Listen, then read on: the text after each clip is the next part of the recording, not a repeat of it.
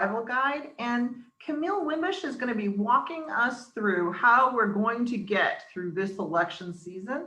And so with that, I'm just going to hand it over to Camille. She is the Election Administration Director for Ohio Voice. And for many years, the two of us have worked on election protection and paid attention to all the different rules that make it easier or more difficult to vote. And so now, Camille, I'm going to hand it off to you. And thank you all for joining us. Hi, everyone. Thank you, Catherine, for the introduction. Thank you all for joining us tonight. I just wanted to go through some of what we were thinking would happen or on election night, as well as give some voters some resources so they understand exactly what they need to do to make sure that their ballot is counted. So we're just going to walk through some of those right now. So we'll go through an overview of this election, what we're thinking in terms of the landscape. We'll be breaking it down by the 3 ways of voting, whether it's voting by mail, early in-person voting, or election day voting. We have a little section about counting ballots and what we can expect on election night and beyond, as well as a section about how folks may want to plug in to help others vote.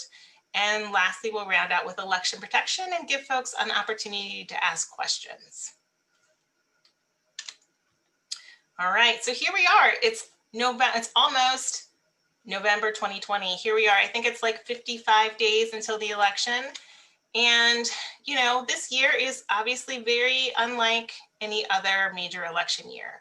We are dealing with a pandemic, and that means it impacts all of our lives, whether it's, you know, schooling or healthcare issues, that it's definitely going to have an impact on our election. And right now, I think the biggest concern is that there could be a poll worker shortage. Ohio needs approximately 35,000 poll workers to run a presidential election. And of course, it has to be balanced between Democrats and Republicans. So it means there needs to be some increased outreach in order to make sure that we have a batch of poll workers who are not going to be at high risk for developing COVID. So that means looking to have, you know, perhaps younger folks, college students, even high school students, employed, as well as, you know, businesses stepping up, and all a host of others who are community folks who are interested in helping to make sure we have an election day like that we've been accustomed to, that folks can go to their polls in the neighborhoods and be able to cast their ballot. That is certainly our goal. And so if we're going to achieve that, we're going to have to step it up and get folks to really do their civic duty and pitch in this year as poll workers. We also know that there is increased stress on mail-in voting. You know, this primary was certainly a preview to that when we had to hastily switch from our planned election day experience to an all vote by mail primary, extended primary. And so there's lots of folks who are going to be voting by mail for the first time. And that could also mean that there's more confusion about how to do that. We've heard, of course, about the US postal system. They're also struggling with the impact of COVID, as well as some of the defunding and shenanigans that have been happening with the postal office. So that could mean that we just have to make sure that the post office is ready and that we are planning to include thoughts about making sure we give ourselves plenty of time to get those ballots in. As I said, again, voters are trying to figure out how to navigate the rules, the dates, the locations for how we're going to vote this year. And we have to be a little nimble and expect that there could be some changes. Maybe we don't get enough poll workers in certain locations. That could mean that certain polling locations will have to close. That's not what they're trying to do, but we have to be nimble and understand that things could change on short notice, and we've got to be able to notify folks about those changes, as well as continuing concerns about just making sure that locations have enough gloves and sanitizing equipment and masks so that everyone is safe to vote on election day. So in terms of advocacy, the Ohio Voter Rights Coalition, Common Cause, the League of Women Voters, ACLU, a number of really great community partners have been trying to get the legislature to make some changes, some urgent improvements so that folks were not struggling with voting during the pandemic. Unfortunately, the legislature decided not to listen to us. They did not approve any legislative changes to how we will vote this year. So I suppose the silver lining in that is that the same rules in which we voted in 2016 and 2018, they will apply for this year. Now, the Secretary of State is looking to try to get prepaid postage on absentee ballots. He is trying to seek permission from the controlling board on Monday. Actually, there's a vote scheduled to see if we can get prepaid postage. That's certainly something that we really want to make sure that voters have access to postage. Additionally, we were trying to get additional drop boxes in each county so that voters would be able to go to the Board of Elections and even in some other neighborhood spots where it'd be convenient and place their ballot in a secure drop box. And right now, the status is that the Secretary of State has said each county is entitled to have only one drop box at the County Board of Elections. That is a matter of litigation. We're trying to make sure that we could get additional drop boxes if counties would like them. But right now that is still in limbo, as well as questions around absentee ballot matching, ability to request absentee ballots by email. Those are still some things that are pending in litigation, so we should hear something soon. But for the meantime, we just know that the rules that apply are still, that in previous years are still in place this year. And the Postal Service has given assurances that they will continue to prioritize election mail, that it is the #1 priority. And so they've said that they're going to pause the changes and continue to prioritize election mail. So that is the latest in terms of advocacy. I wanted to give you guys a little preview to what are some magical dates on the calendar this year. September 1st, right around Labor Day, is when absentee ballot applications or vote by mail applications, those were mailed to registered voters. So if for some reason you did not receive an application in the mail, that should be a signal to you to check your voter registration and make sure that the Secretary of State has your most up-to-date address so that you can receive your absentee ballot application. October 5th, coming up next month, will be the deadline to register to vote. So folks who have moved from another state, or if they wanted to just update their registration if they moved within the state, the deadline to do that is October 5th. October 6th is the date that we start early voting. So that means absentee ballots will be mailed by the boards of elections beginning that day, and there will be in-person voting opportunities as well. And then, of course, the big shebang is November 3rd, Election Day. All right, so now we're going to go over the 3 ways that folks can vote this year. And certainly we want to encourage folks to vote in person and at the early vote center, or to vote by mail. Those are really great options so that you're not worried about something coming up, something unexpected coming up on Election Day. You can make sure that you have a plan to vote early. All right, so first up, absentee voting or voting by mail. So the first thing to know about voting by mail is that you need to fill out a paper application.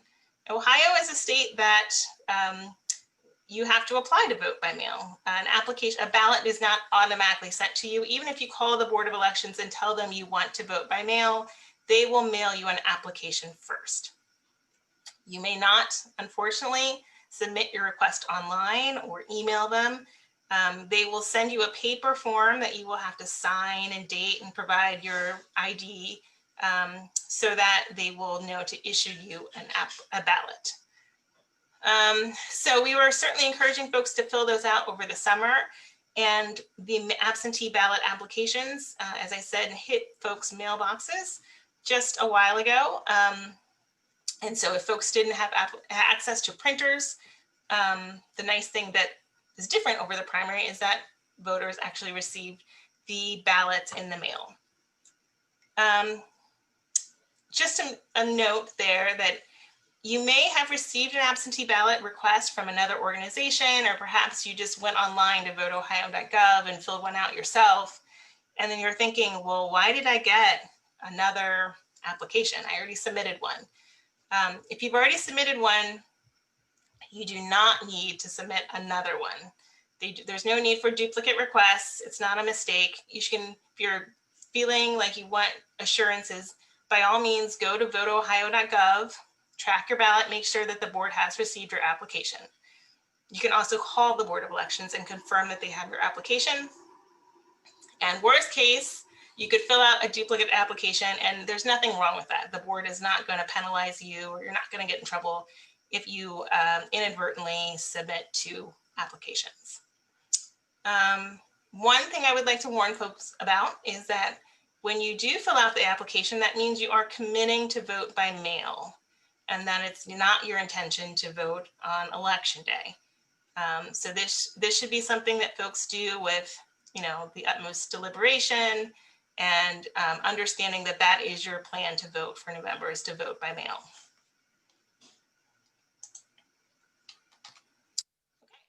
So the key to, if you're voting by mail, is not to wait.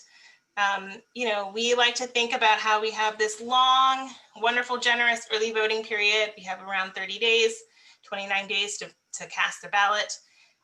But we don't want to procrastinate. This is not the year to sit and procrastinate. We don't want to let the ballot collect dust on your table, because there are mail delays expected. The Postal Service is warning folks it could take 10 days or more for the ballots to make their way through the mail. And we also want to give folks enough time that if there is a mistake that folks make on their application or their ballot, that there's plenty of time to correct that and still get it through the mail system. So we have been saying for folks, you know, all through the summer and even now, go ahead and apply as soon as you get that application. Don't wait. Make sure you get it done today. So this is a slide that I created, sort of a timeline, just to show folks that there's really no room to procrastinate this year. As I said, applications should be going in as you receive them. And let's say you submitted them, and maybe over the summer, or maybe you got one last week and you popped it in the mailbox. The boards of elections will begin mailing those ballots on October 6th. That's the first date they are allowed to mail them by law. And assuming that this takes around 5 days for the mail to make its way to you, the ballot gets to you around October 11th. Then you take a few days, you research the candidate, you find a stamp, it gets back into the mail. And then by October 19th, the ballot is received by the Board of Elections, but they're reviewing it and they discover, oops, you forgot to sign it, and they must mail it back to you. So that's another 5 days. It's October 26th when you receive a notice saying, oh, there's something wrong, you need to correct it. You correct it right away and put it back in the mail. Well, don't you know, they have just received your ballot the day before Election Day, which is fine. It's in green, it's going to count, but that's just to show you that there's not as much time as you might imagine with 29 days of early voting if there is a mistake. So make sure you're building enough time. And this slide is basically the same concept, except that we're saying perhaps it takes 7 days, because remember the USPS said it could take 10 days. So if you assume that the mail takes 7 days to go back and forth, and you assume that, oops, you made a simple mistake that needs to be corrected, it could be the day before the very, very last day that absentee ballots could be accepted. The election day is November 3rd, but boards of elections have a cure period. So November 13th would be the very last day. It would be after the election. You would just barely squeak it in to make sure that your ballot counts. So this is really just to say, please don't wait. So our suggestion is make sure that you are tracking your ballot. You can track your request. You can track your ballot. So if you're voting by mail, just make sure that you understand where your ballot is in the process. You can go to voteohio.gov to track your ballot, or if you don't want to, go online, you can call the Board of Elections and ask them to give you an update on where your application and ballot are. All right, a few do's and don'ts. Make sure that you provide correct postage, assuming that postage is not provided. Perhaps it will be, but right now, postage is not provided. So assume that your ballot is going to require more than one stamp. In your absentee ballot, you'll receive some instructions from the Board of Elections that should indicate exactly what the postage required would be. So check those instructions. Make sure you seal your ballot inside the ID envelope. Do not put more than one ballot in the envelope. So let's say you get a ballot and your spouse gets a ballot and you want to save a stamp and you just stick them both in the same envelope. Don't do that. That is not good. Don't detach the stubs. Don't do anything to alter your ballot. If you do make a mistake, you can request an alternate, basically a replacement ballot. But if that happens, of course, contact the board as soon as possible so they can reissue one so that you're not running up against the deadline. If you get a ballot and you realize, oh, I missed the voter registration deadline, let me just try to use this absentee ballot to update my registration, that won't work either.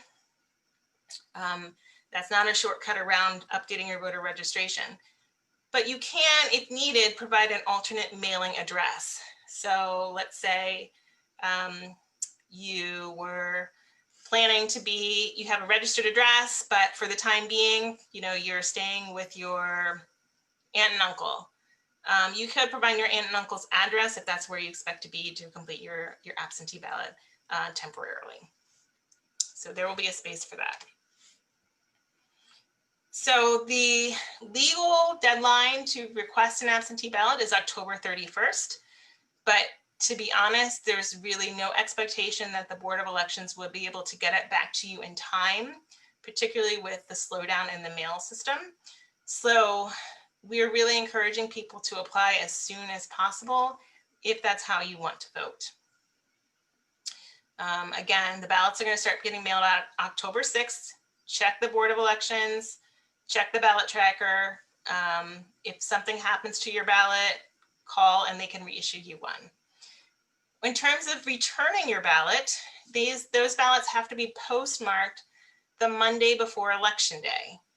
So you want to make sure that you get to the post office and have them actually hand cancel and provide that postmark so you know that it is going to get that official postmark and be counted by the boards of elections. If you're not comfortable putting it in the mail, the other option is that you could bring it back to the Board of Elections and drop it in the drop box.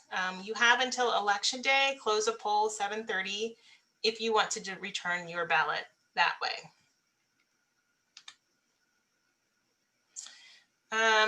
So this is just a slide that I created. You may have seen or received a mailing this summer with a absentee ballot application.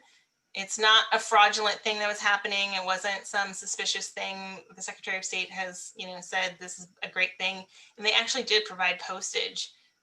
So again, it's just a reminder that multiple applications could have gone out, and just track your ballot. If you've already filled one out, you don't need to fill out duplicate ones.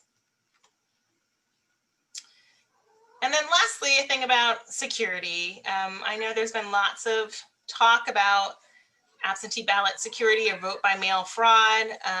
It's important to know that Ohioans have been voting safely and securely with no fault absentee since 2006. So ballots are not going out to all voters. Some states are actually sending ballots to everyone who's on the rolls. Again, Ohio says you have to apply for your ballot. And there are additional security safeguards built in that you have to provide your date of birth, your social security number, your state ID number, and sign it and have that signature match the database to receive your ballot. And then lastly, everything that is done at the Board of Elections is done with bipartisan teams. They consider themselves this Noah's Ark, 2 by 2. You have to have a Democrat and a Republican handling all the ballots, assisting voters with voting. If you want to open the doors to, secure ballots, you have to have there's a separate Democratic key and a Republican key. So it's really a team effort, and there are lots of security guards and security protocols in place to ensure that there's no shenanigans happening at the Board of Elections. All right, so now we're up to early in-person voting. This is a pretty short and simple option, but it's a really good one.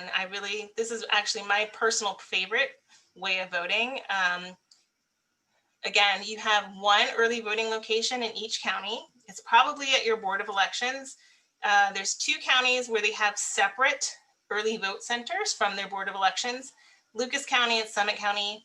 I believe one of them, they're very close to one another, but just double check the address if you're in either one of those counties before you go there, because you want to make sure you get to the right location to vote.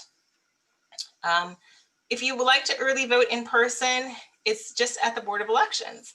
You cannot go to your neighborhood polling place. So that is something to know.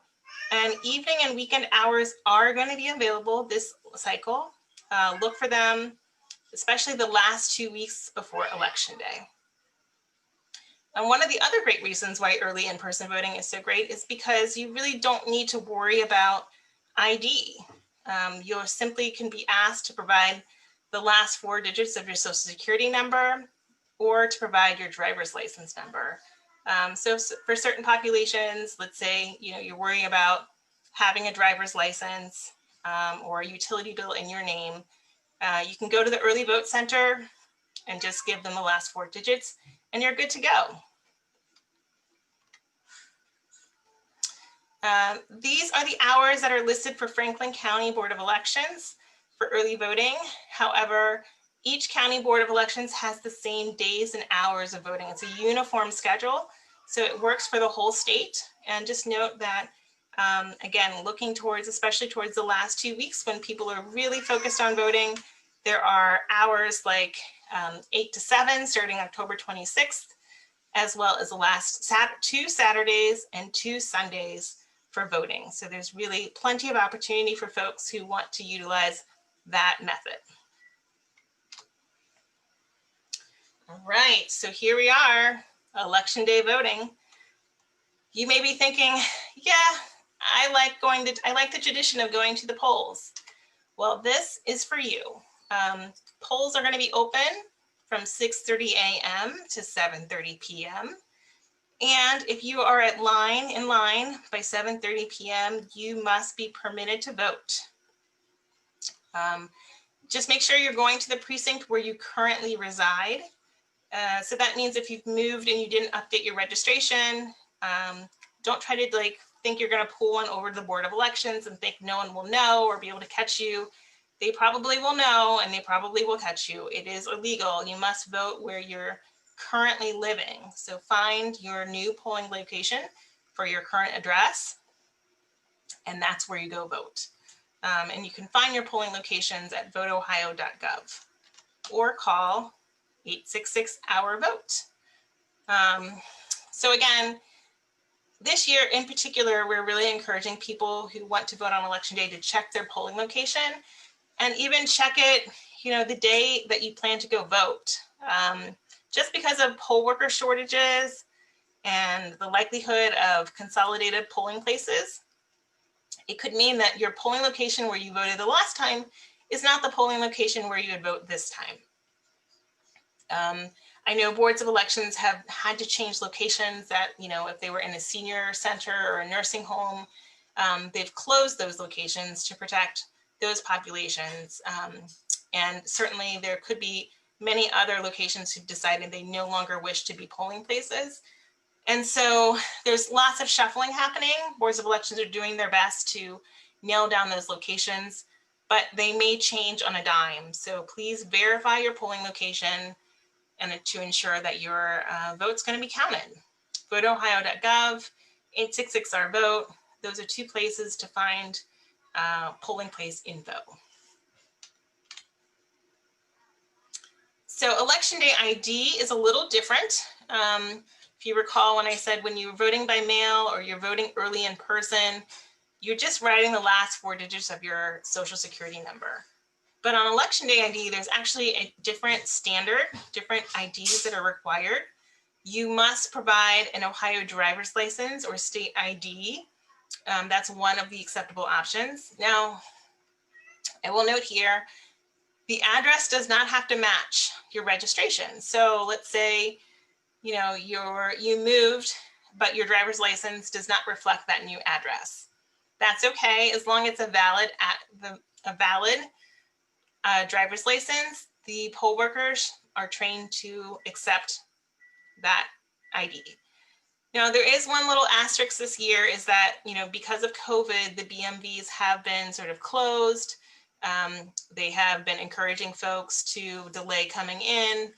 And they've said that the Secretary of State has said that if your ID has recently expired due to COVID and you've not gone into the BMV to renew your driver's license, that driver's license will still be accepted on election day. But it might also be a good idea to also bring a backup ID that can include a government ID or a utility bill, perhaps a cell phone bill, a bank statement, a pay stub, any document like that that has your name, address, and it's been issued in the last 12 months. Any copies of those, like physical paper copies of those, are really good forms of ID that should be accepted on election day. There are some IDs that people think should be ID, but they're not actually accepted IDs. So you cannot vote on election day with your student ID, unfortunately. You cannot vote with a passport, and you can't even vote with that postcard that the Board of Elections mails to you to confirm your polling address or your voter registration. Again, it has to be like the driver's license or utility bill if you're voting on election day. Now, some of you may be wondering about provisional ballots.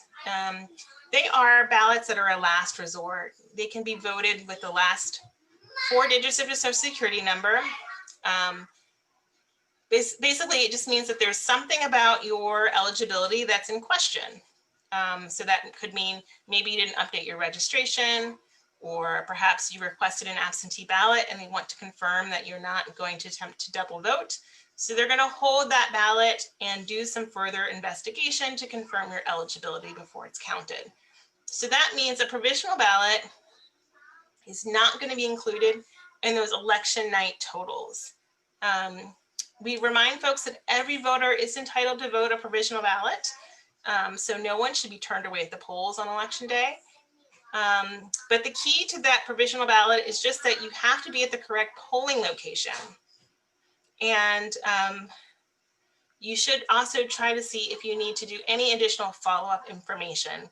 So for instance, if you filled out your provisional ballot and you didn't provide, you forgot to sign it, or maybe provide the last 4 of your social security number, you may want to just double check that there's anything else the Board of Elections may need to confirm your eligibility within 7 days.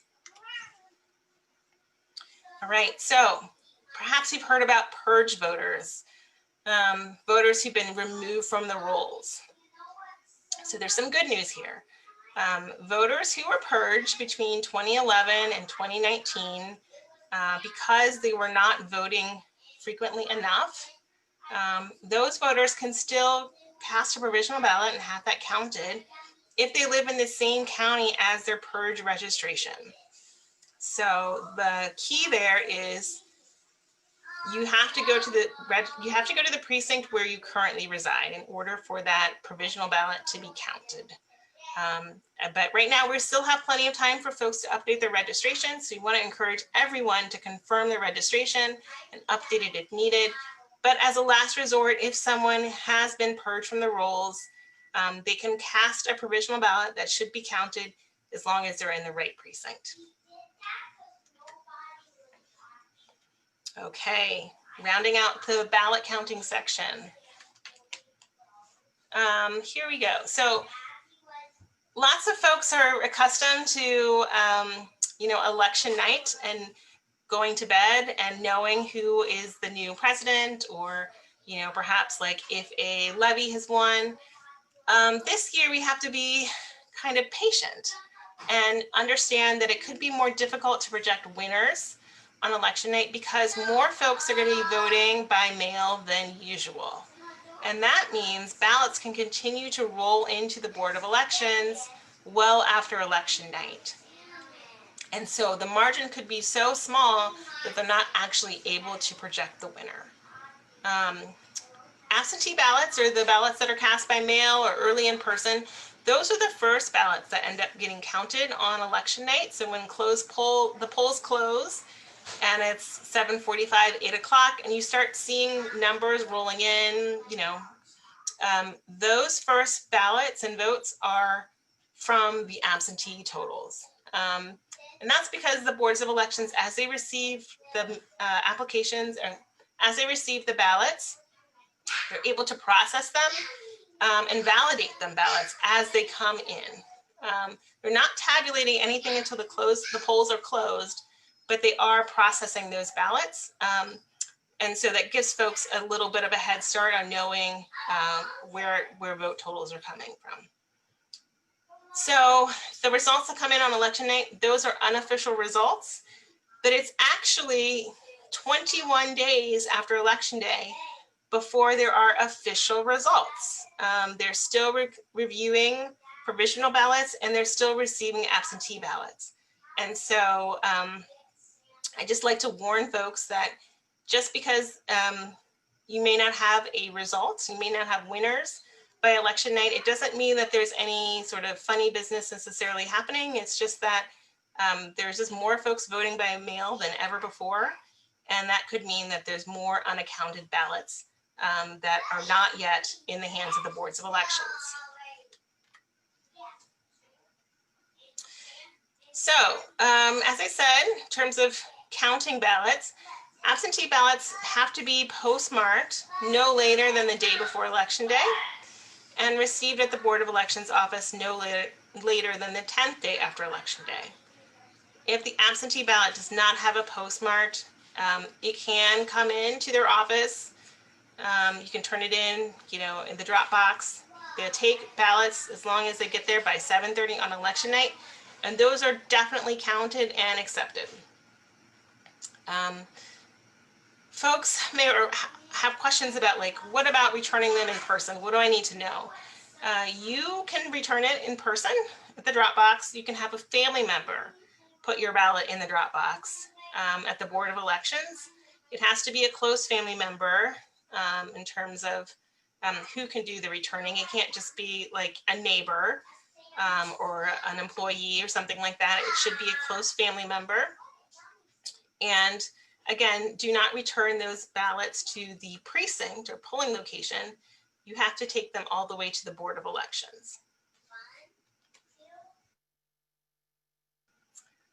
So there's a 7-day cure period if there is a mistake. So if folks forget to print their name, because there's a requirement that voters print their name, there's a requirement that they sign their name, and there's a requirement that you write your ID.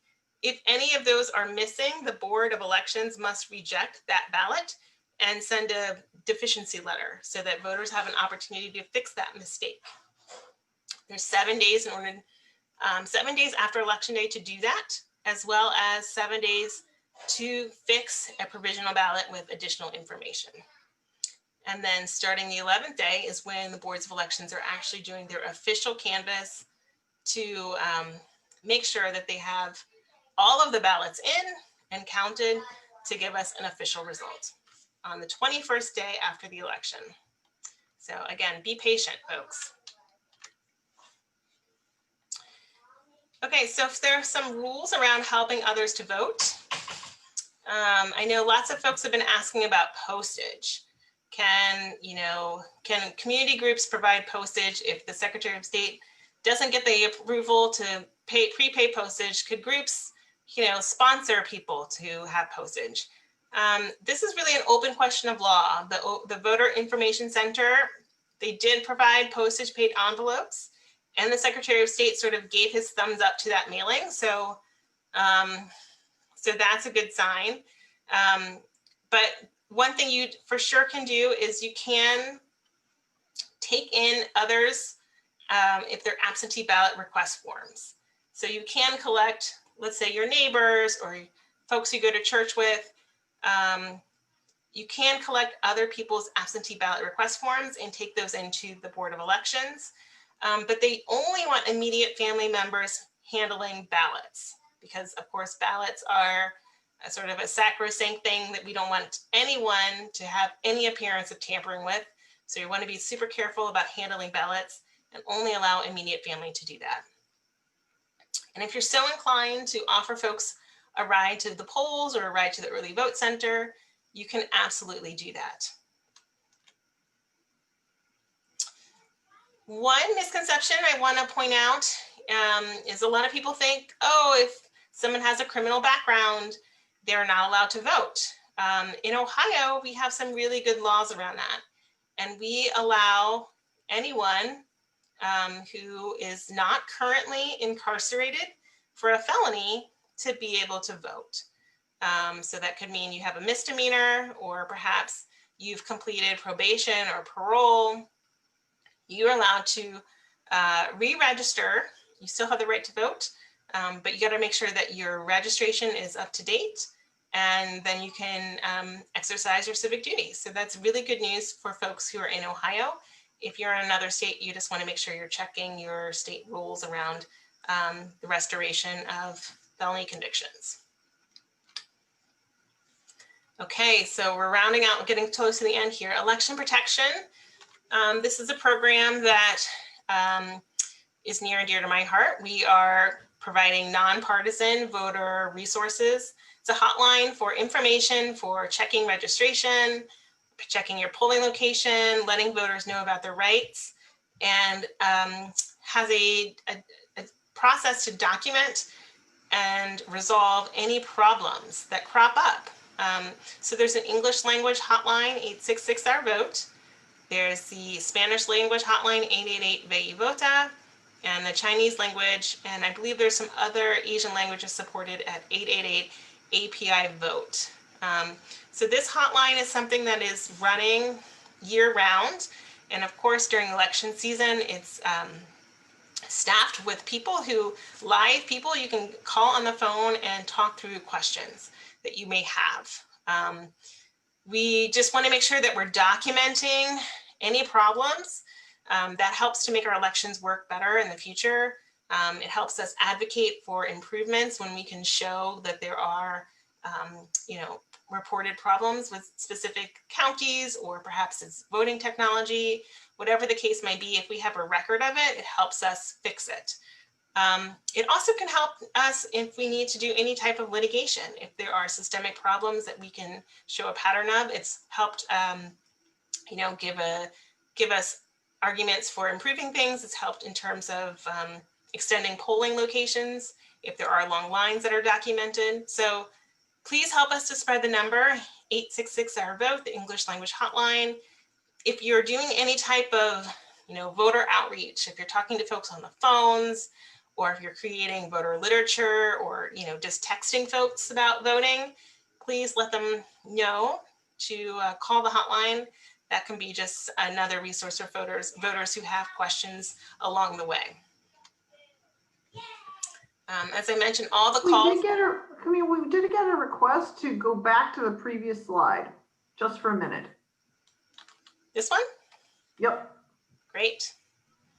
Yep. So this is the numbers, and you can expect to see from us lots of social media with promoting these phone numbers to remind folks to call the hotline.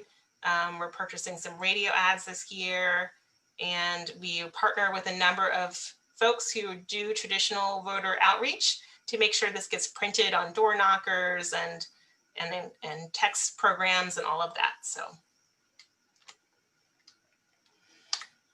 all right. So as I said, this is a hotline. It's run through the Lawyers Committee for Civil Rights Under Law. It's a national organization.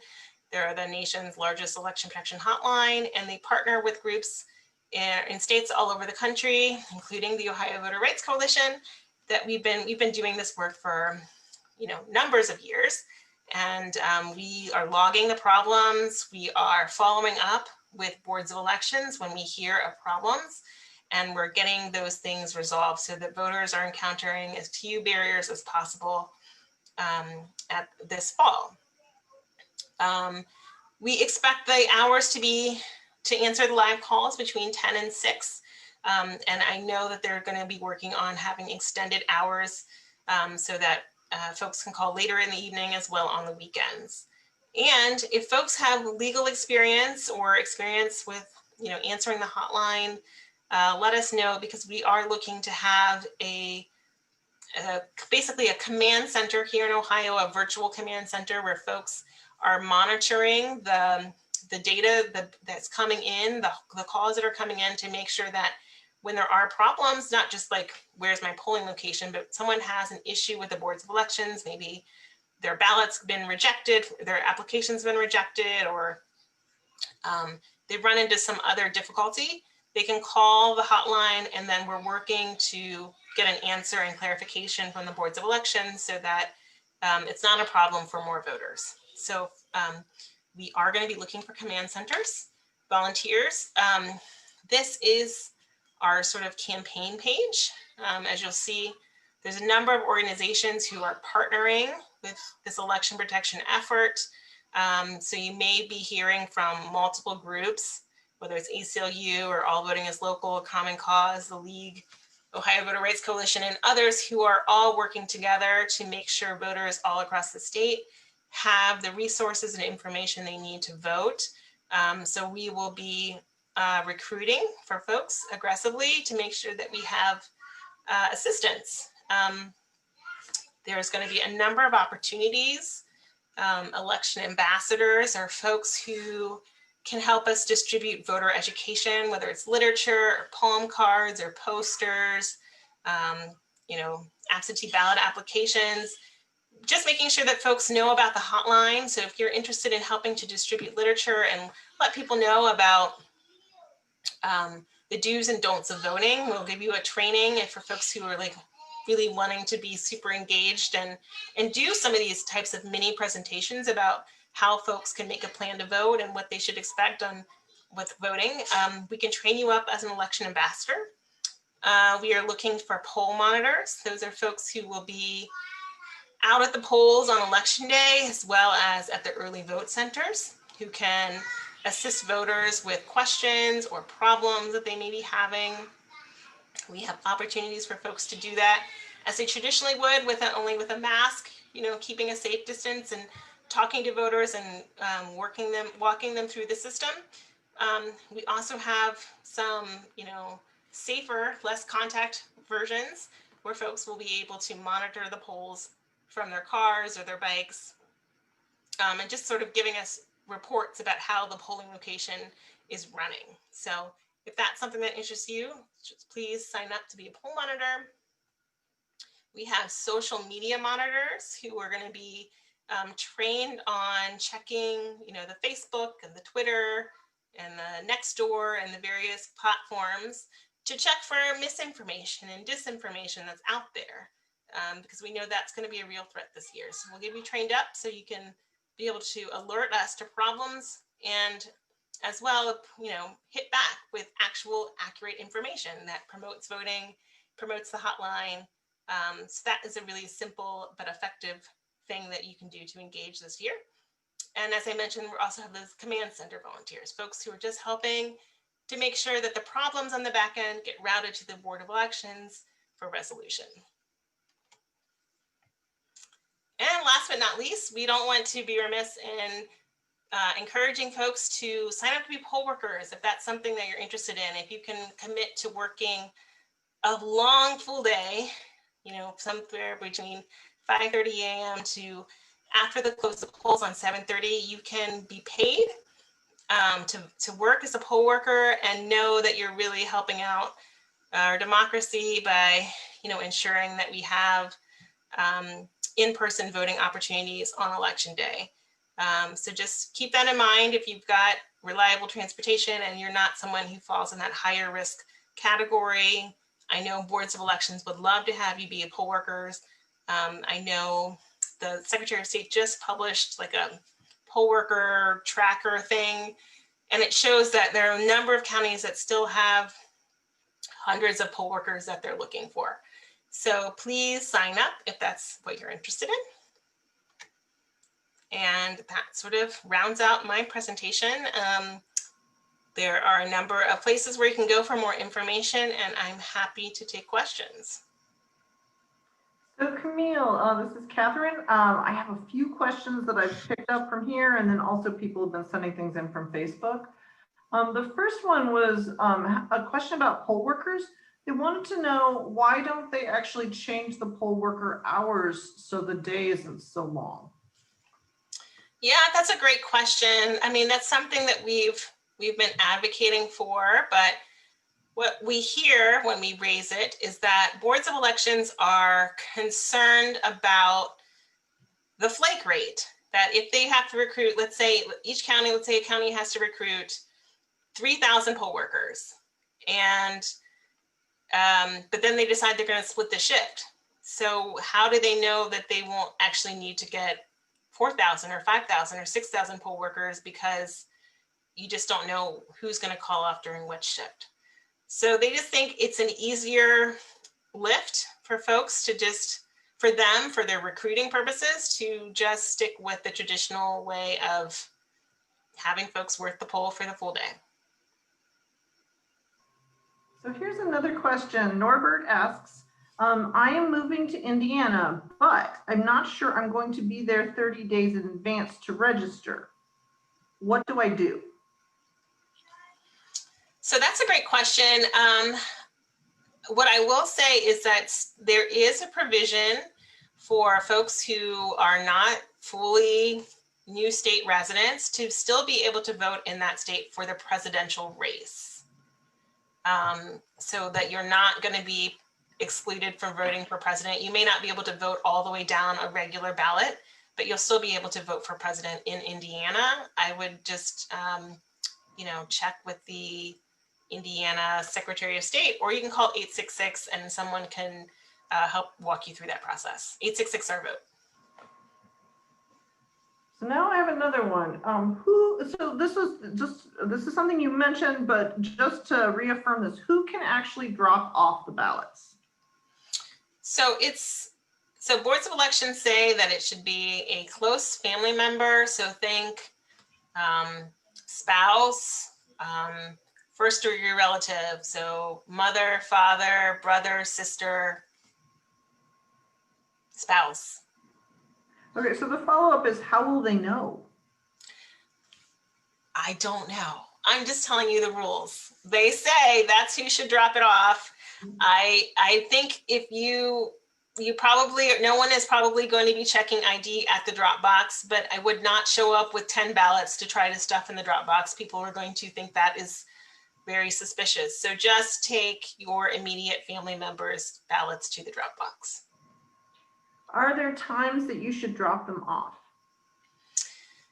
I believe the drop box is monitored with a camera, and that they are available to be accessed 24 hours a day.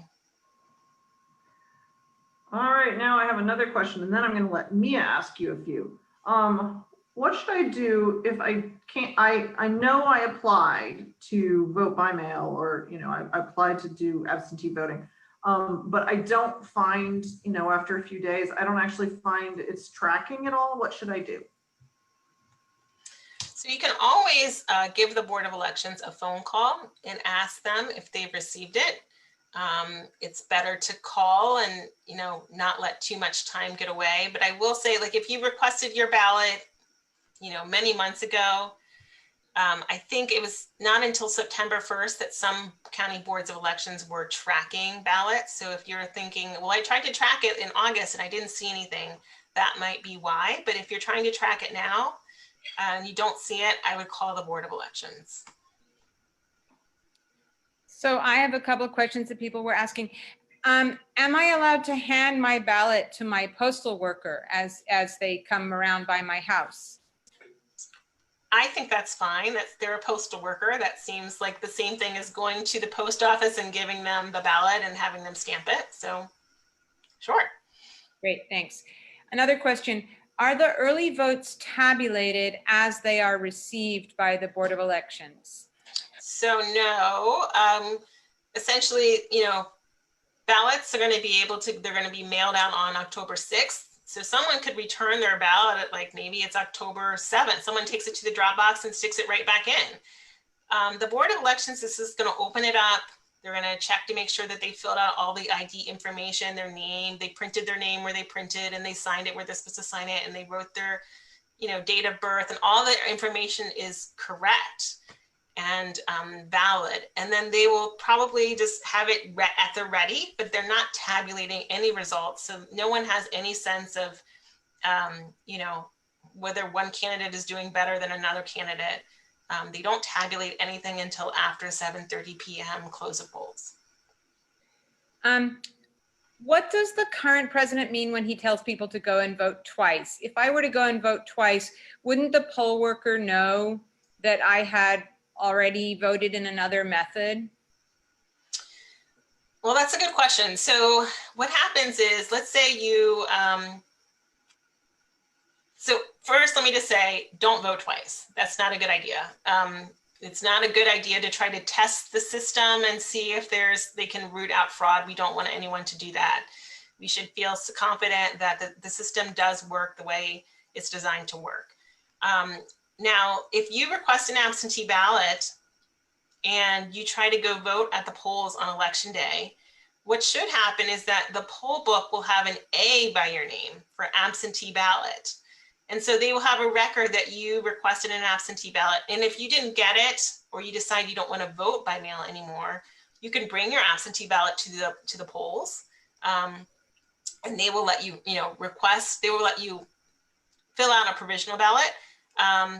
We would suggest is if you no longer want to vote by mail, let's say it didn't get to you, you try to track it and you're worried and you haven't received it and you're running up on the deadline, you can go to the early vote center and you can vote there in person at the early vote center and vote a regular ballot and everything will be just fine. But if you requested an absentee ballot and you wait till election day, you will be voting provisionally. And at the end of the day, the boards of elections are only counting one ballot. They're going to check to make sure that you voted once, and then anything else is not going to be counted. Okay. Here's one more question. We do have ballot tracking in every county in Ohio. Is that something that they have in every state or only in some states? I'm going to guess that many states do not yet have this. Each state has a whole hodgepodge of different election rules, and many states are not even as far along as Ohio in terms of really encouraging people to vote by mail. A lot of states still require people to have an excuse, and some states have even said COVID-19 is not an excuse to vote by mail. So they have really small numbers of people who are voting by mail, so they're probably not as invested in having a robust tracking system. So I think we should consider ourselves relatively lucky that we have that here in Ohio. So I have another question. So this person heard there was going to be curbside voting and but they wondered how that might work. Yeah, I'm with you. I'm wondering how that might work myself. Essentially, curbside voting has been a thing that's existed for quite some time for folks who go to the polls and they're just not able to enter the polls. Let's say there's, the polling place is not ADA accessible, or they're not mobile and can't get out of the polls. So what traditionally would happen is the person perhaps in the car with them could go into the Board of Elections, into the polling location and say, I have a curbside voter, and two poll workers, remember I said it has to be a bipartisan team, a Democrat and Republican would come out with a ballot and actually vote them with a paper ballot, a regular paper ballot from their car. And this year, that is going to be available. I think the question is just, hopefully they'll have enough poll workers to be able to facilitate that curbside voting. There could be a great demand for curbside voting for folks who aren't comfortable going into the polling locations. And so we're trying to make sure that polling locations have, some sort of signage or system for folks being able to be alerted inside the polls to come out and provide that curbside voting. But I think really it's going to be kind of an individual polling place by polling place sort of encounter. So, you know, be patient if you're worried about curbside voting. But again, another good option would be to go to the early vote center. And there they have lots of staff who can vote you curbside between October 6th and November 2nd. So here's another question. What happens if the electronic poll books don't work? Yeah, so I know that has happened in some counties in previous elections. Maybe there was like a power outage, or perhaps like in Hamilton County, there was an issue where, you know, poll workers, they're rolling out the new machines and they just weren't comfortable and trained well on what to do. But each polling location will have a paper backup. So if the e-poll books are not working for some reason, or a poll worker doesn't know how to access it, there will be a physical directory of the full poll book, a paper poll book that will be able to be used just as an e-poll book would. Camille, Somebody who wanted to volunteer, I'll do this real quickly, Mia, and then I'll hand it off to you. Somebody wanted to volunteer, but just wanted to be sure that she did not need to be an attorney to volunteer for election protection. Absolutely, great question. We don't need attorneys. I was just saying in terms of the command center, that particular opportunity might be helpful to have a legal background or background with call centers. But if you want to be a social media monitor, an ambassador, or a poll monitor, folks from all walks of life are welcome and encouraged to volunteer. awesome. I just wanted to, there was a question came up a second time about if you've requested an absentee ballot and you don't want to vote that way, if you can come in and kind of trade it in at early vote. And I know that Cuyahoga County, some people there were saying that that was possible, and I'd actually spoken to the Secretary of State about that, and their answer was no, you are not allowed to do that.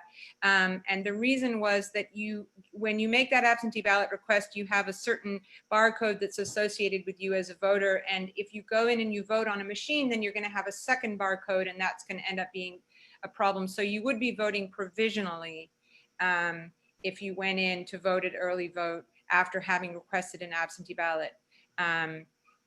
So generally we say stick with one method or the other. Yeah, I think that's good advice. And I think we should get some written clarification on that. But yeah, these things it's all kind of a work in progress, right? Absolutely. Another question, how about are masks required?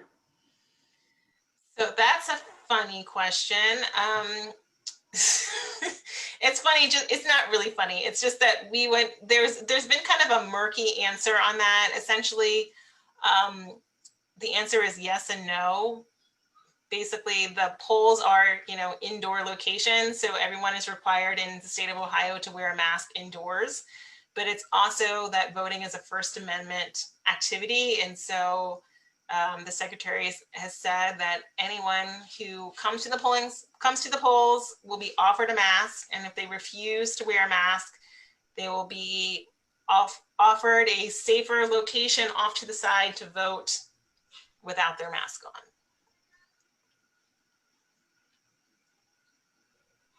Clear as mud, right? We also had a question. This person was worried about how many provisional ballots are rejected and wanted to know what you can do to make sure, if you actually have to vote a provisional ballot, what you can do so that it's not rejected. Yeah, I think that's really smart. Ohio has had a larger number of provisional ballots in the past than many other states. We kind of have this complicated rules for voting provisional ballots, and there's lots of reasons why people can be offered provisional ballots in Ohio. But if you're concerned about a provisional ballot, you would just want to make sure that you are basically filling it out carefully. Making sure that you're printing it clearly, that you're making sure you're the name, the signature, date of birth, Make sure if you're moved, you want to provide a updated address so that they know where your new registration would be. And you can also provide an old address if you have, if you've moved, so that they know how to, match up those records.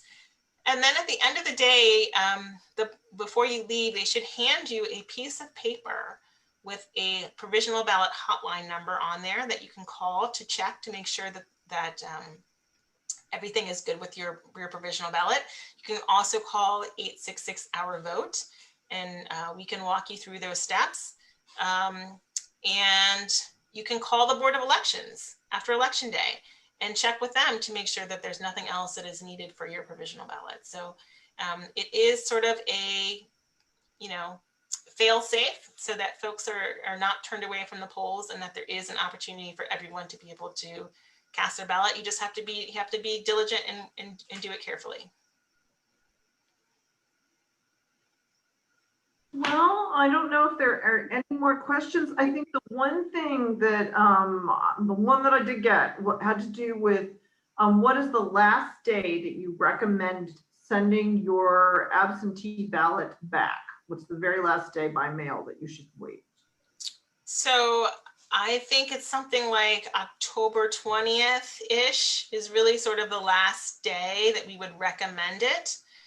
Just because the mail is saying that they need 10 to 15 days of leeway to be able to make sure that your ballot gets to the Board of Elections.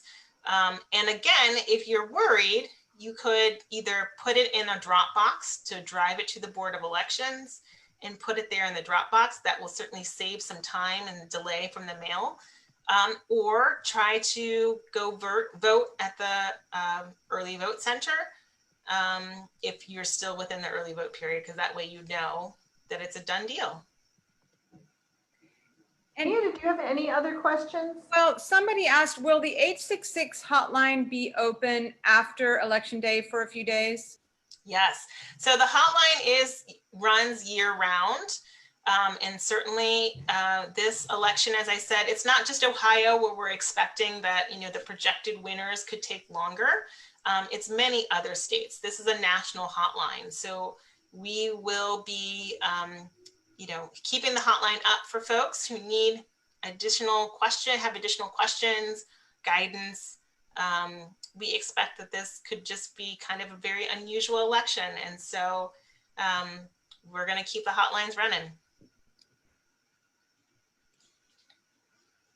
Well, Camille, thank you so much. And thank you to everybody who joined us. And get out there, make sure you're registered to vote. Voteohio.gov is how you can check your voter registration. And Camille, anything else you'd like to add? I don't think so. I just, I appreciate everyone coming out tonight. I think that if you can just share this information with 5 friends, and understand that essentially we just need everyone to commit to making a plan to vote, and we can get through this together. Track your ballot. Everybody. Bye. Thank you. Bye. Thank you, Camille.